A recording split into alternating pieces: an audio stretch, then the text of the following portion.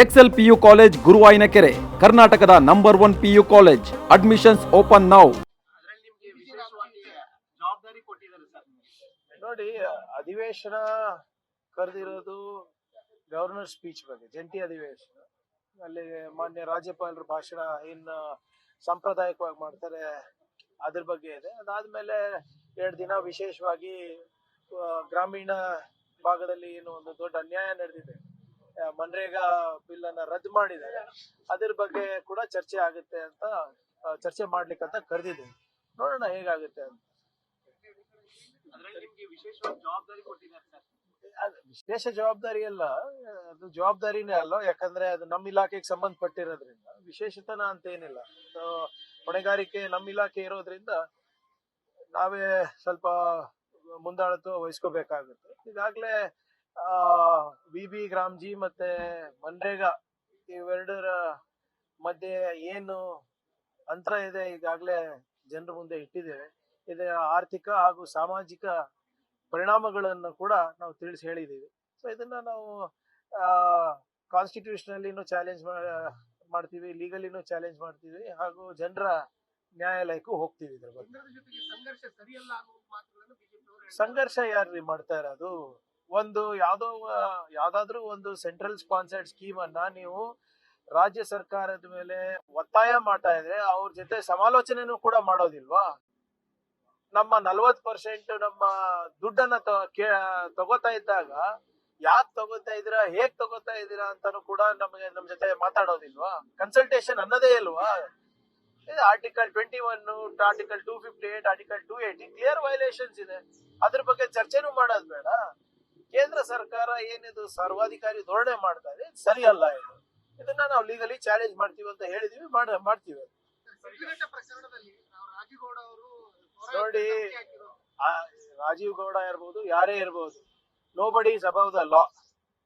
ಅವರು ಮಾತನಾಡಿರೋದು ಸರಿಯಲ್ಲ, ಅದನ್ನ ಸಮರ್ಥನೆ ಮಾಡ್ಕೊಳ್ಳೋದು ಕೂಡ ತಪ್ಪಾಗುತ್ತೆ. ಯಾರಿಗೂ ಕೂಡ ಕಾನೂನಲ್ಲಿ ಇರ್ಬೋದು, ಸಂವಿಧಾನದಲ್ಲಿ ಇರ್ಬೋದು, ಬೇರೆಯವರನ್ನ ನಿಂದಿಸೋದಾಗ್ಲಿ, ಅವಾಚ್ಯ ಶಬ್ದದಲ್ಲಿ ಮಾತಾಡೋದಾಗ್ಲಿ ಅವ್ರಿಗೆ ಯಾರಿಗೂ ಹಕ್ಕಿಲ್ಲ. What ever it is wrong. ಈಗಾಗಲೇ ಪಾರ್ಟಿ ಪ್ರೆಸಿಡೆಂಟ್ ಅವರು ಹೇಳಿದ್ದಾರೆ ಅದಕ್ಕೆ ಕ್ರಮ ತಗೋತಾರೆ ಅಂದ್ಬಿಟ್ಟು. ರಾಜ್ಯದಲ್ಲಿ ಅಧಿಕಾರಿಗಳಿಗೆ ರಕ್ಷಣೆ ಇಲ್ಲ ಅಂತ ಬಿಜೆಪಿ ಅವರು ಟ್ವೀಟ್ ಮಾಡ್ತಾ ಇರುವಂತ ಸರ್. ಬಿಜೆಪಿ ಅವರಿಂದ ಸಂಸ್ಕೃತಿ ಕಲಿಬೇಕೇನ್ರಿ ನಾವು?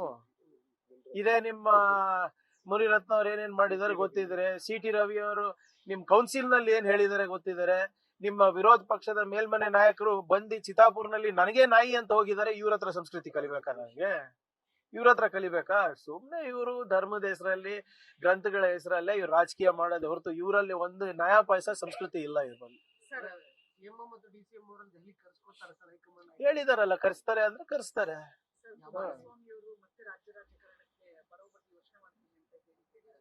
ಮಾಡ್ಲಿ, ಯಾಕೆ ಕೇಂದ್ರದಲ್ಲಿ ಸ್ಥಾನಮಾನ ಕೊಡಲ್ಲ ಅಂತ? It is his wish. ನಾವ್ ಯಾಕೆ ಕಮೆಂಟ್ ಮಾಡ್ಬೇಕು? ಅವರು ಪಂಚಾಯತ್ ಚುನಾವಣೆ ಮಾಡ್ತಾರ, ಪಾರ್ಲಿಮೆಂಟ್ ಚುನಾವಣೆ ಮಾಡ್ತಾರ, ಅದು ಅವ್ರ it is his parties call and it is his personal choice. ಅದಕ್ಕೆ ನಮ್ಗೇನ್ ಸಂಬಂಧ? ಇಲ್ಲಿ ಆಗ್ಲೇ JDS ನಿರ್ಣಾಮ ಆಗ್ತಾ ಇದೆ. JDS ಪಕ್ಷವನ್ನ ಲೀಸಿಗೆ ಕೊಟ್ಬಿಟ್ಟಿದ್ದಾರೆ ಬಿಜೆಪಿಗೆ. ಈಗ ಅವ್ರ ಸಂಬಂಧಿಕರೇ ಹೋಗ್ಬಿಟ್ಟು ಬಿಜೆಪಿ ಟಿಕೆಟ್ ತಗೊಂಡು ನಿಲ್ತಾರೆ ಅಂದ್ರೆ ಆ ಪಕ್ಷ ಎಷ್ಟ್ ಮಟ್ಟಿಗೆ ಬೆಳೀತಾ ಇದೆ ಅಂತ ನೀವೇ ಯೋಚನೆ ಮಾಡ್ಬೇಕಾಗುತ್ತೆ. ಯಾಕೆ ಪಾದಯಾತ್ರೆ ಇಲ್ವಾ? ಯಾಕೆ? ಯಾರ ನಾಯಕತ್ವದಲ್ಲಿ ಮಾಡ್ಬೇಕು ಅಂತ ತಾನೇ ಇರೋದು ಪಾದಯಾತ್ರ. ನೋಡಿ, ಕಾಂಗ್ರೆಸ್ ಪಾರ್ಟಿನೂ ಪಾದಯಾತ್ರೆಗಳು ಮಾಡಿದೆ ವಿರೋಧ ಪಕ್ಷದಲ್ಲಿದ್ದಾಗ, ಆದ್ರೆ ಜನರ ಪರವಾಗಿ ಮಾಡಿರೋದು. ಯಾವ್ದೋ ವೈಯಕ್ತಿಕ ವಿಚಾರಗಳು ಇಟ್ಕೊಂಡು ನಾವು ಪಾದಯಾತ್ರೆ ಮಾಡಿಲ್ಲ. ಅದಕ್ಕೆ ನಮ್ಗೆ ಬೆಂಬಲ ಸಿಕ್ಕಿರೋದು. ಮೇಕೆದಾಟ್ ಪಾದಯಾತ್ರೆ ಇರ್ಬೋದು, ನಮ್ಮ ನಡೆ ಕೃಷ್ಣ ಕಡೆ ಇರ್ಬೋದು, 371 ಜೇಗ್ ಇರ್ಬೋದು, ಇವೆಲ್ಲಾನು ಕೂಡ ನಾವು ಮಾಡಿರೋದು ಜನರಿಗೋಸ್ಕರ. ಇವ್ರು ಯಾರಿಗೋಸ್ಕರ ಮಾಡ್ತಾ ಇದಾರೆ? ಆಮೇಲೆ ನಾಯಕತ್ವದ ಕೊರತೆ ಇದೆ ಅಂದ್ಬಿಟ್ಟು ಎದ್ದು ಕಾಣ್ತಾ ಇದೆ ಇವತ್ತು ಬಿಜೆಪಿನಲ್ಲಿ. ಬಳ್ಳಾರಿಯಿಂದ ಬೆಂಗಳೂರು ತನಕ ಒಂದು ಪಾದಯಾತ್ರೆ ಮಾಡಕ್ಕೆಲ್ಲ ನಾಯಕತ್ವ ಇಲ್ವಾ? ಅಷ್ಟು ಸಾಮರ್ಥ್ಯ ಇಲ್ವಾ ಇವರಿಗೆ? ಅಥವಾ ಅವರಿಗೆ ಏನು ಬಹಿರಂಗವಾಗಿ ಇವರಿಗೆ ಬಳ್ಳಾರಿ ಅವರಿಗೆ ಸಪೋರ್ಟ್ ಮಾಡಬಾರ್ದು ಅಂತ ತೀರ್ಮಾನ ಮಾಡಿದಾರ? ಯಾಕಂದ್ರೆ ಎಲ್ಲರ ಮೇಲೂ ಕೇಸ್ ನಡೀತಾ ಇದೆ ಅಲ್ಲ, ಕೆಲವರು ಜನ ಬೇಲ್ ಮೇಲೆ ಇದಾರಲ್ಲ, ಹೆಂಗ್ ಸಮರ್ಥನೆ ಮಾಡೋದು ಪಬ್ಲಿಕ್ ನಲ್ಲಿ ಅಂತದ? ಮಾಡ್ಲಿ, ನನಗೂ ಕುತೂಹಲ ಇದೆ ಸ್ವಾಮಿ, ನಿಮ್ಗಿಲ್ವಾ? ಯಾರ ನಾಯಕತ್ವದಲ್ಲಿ ಮಾಡ್ತಾರೆ, ಹೇಗ್ ಮಾಡ್ತಾರೆ. ಬಳ್ಳಾರಿಯಿಂದ ಏನ್ ಸ್ಟಾರ್ಟ್ ಮಾಡ್ತಾರೆ, ಬೆಂಗಳೂರು ತನಕ 4 ಜನನ ಬರ್ತಾರೆ ಎಲ್ಲ ನೋಡ್ಬೇಕಲ್ಲ ನಾವು. ವಿರೋಧ ಪಕ್ಷದ ಸಾಮರ್ಥ್ಯ ನಾವು ಇದ್ರಲ್ಲೇ ನೋಡ್ಬಿಟ್ಟಿದೀವಿ. ಅಸೆಂಬ್ಲಿನಲ್ಲಿ ಒಂದ್ ಅಡ್ಜಸ್ಟ್ಮೆಂಟ್ ಮೋಷನ್ ಅರ್ಧ ದಿನಕ್ಕೆ ಇಟ್ಕೊಳಕ್ ಆಗಲ್ಲ. ಒಂದು ಕರೆಕ್ಟ್ ಆಗಿ ಯಾವ್ದೇ ಒಂದು ಇಶ್ಯೂ ತಗೊಂಡ್ರು ಅದು ತಾತ್ವಿಕ ಏನು ರೀಸನಿಂಗ್ ಕೊಡ್ಲಿಕ್ಕೆ ಆಗಲ್ಲ, ಅಂತಿಮಕ್ಕೆ ತಗೊಳಕ್ ಆಗಲ್ಲ. ಏನ್ ಮಾಡಿ ಬರೇ ಹಿಟ್ ಅಂಡ್ ರನ್, ಬರೇ ಮಾತಾಡೋದು. ಈಗ ಬಳ್ಳಾರಿ ಪಾದಯಾತ್ರೆ ರೂಟ್ ಮ್ಯಾಪ್ ನೋಡ್ದೆ ನಿಮ್ಮ ಟಿವಿನಲ್ಲಿ, ಮಾಡ್ಲಿ ನೋಡೋಣ ಯಾರ ನೇತೃತ್ವದಲ್ಲಿ ಮಾಡ್ತಾರೆ, ಹೇಗ್ ಮಾಡ್ತಾರೆ. ಬರೋಷ್ಟ್ರಲ್ಲಿ ರಾಜ್ಯಾಧ್ಯಕ್ಷರು ಚೇಂಜ್ ಆಗ್ತಾರ, ವಿರೋಧ ಪಕ್ಷದ ನಾಯಕರು ಚೇಂಜ್ ಆಗ್ತಾರ, ಏನ್ ಪಾರ್ಟಿನೇ ಉಳಿಯಲ್ಲ. ನೋಡೋಣ ಮಾಡ್ತಾರ ಅಂತ ಇಲ್ಲ ಅಂತ ನಾನು ಬರ್ದು ಕೊಡ್ತೀನಿ, ನನ್ಗೇನು ಅನುಮಾನ.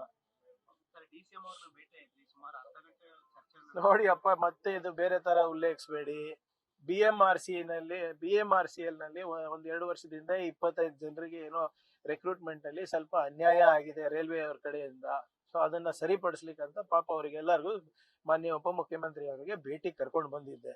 ಹುಡುಗರು ಇಲ್ಲೇ ಇದಾರೆ, ಅವ್ರ ಹತ್ರನು ಮಾತಾಡ್ಸ್ಬಿಡಿ. ಮತ್ತೆ ಇಲ್ಲಿದ್ರೆ ಮತ್ತೆ ನೀವು ಯಾವ್ದೋ ಒಂದು ನಮಗೆ ಬೇರೆ ಸ್ವರೂಪ ಕೊಟ್ಬಿಡ್ತೀರಾ ನೀವು.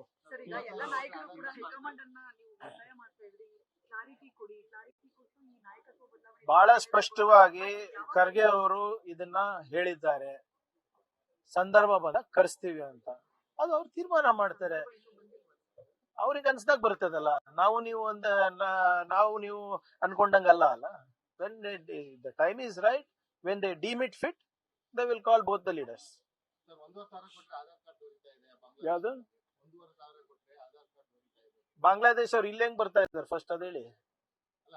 ಅದೇ ಈಗ ಗಡಿ ಕಾಯೋದು ಪರಮೇಶ್ವರ್ ಸಾಹೇಬ್ರ ಕೆಲ್ಸ ಏನ್ರಿ? ಅಮಿತ್ ಶಾ ಅವ್ರ ಏನ್ ಕಡ್ಲೆಕಾಯಿ ತಿಂತ ಇದಾರೆ?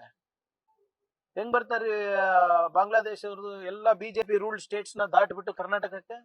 ಪ್ರಶ್ನೆ ನೀವು ಬಿಜೆಪಿ ಶಾಸಕರಿಗೆ, ಬಿಜೆಪಿ ಅವರಿಗೆ ಕೇಳ್ಬೇಕು, ನಮಗಲ್ಲ. Thank you. ನ್ಯೂಸ್ ಫಸ್ಟ್, ನಿರ್ಭೀತಿಯಿಂದ ನಿಮ್ಮ ಪರವಾಗಿ.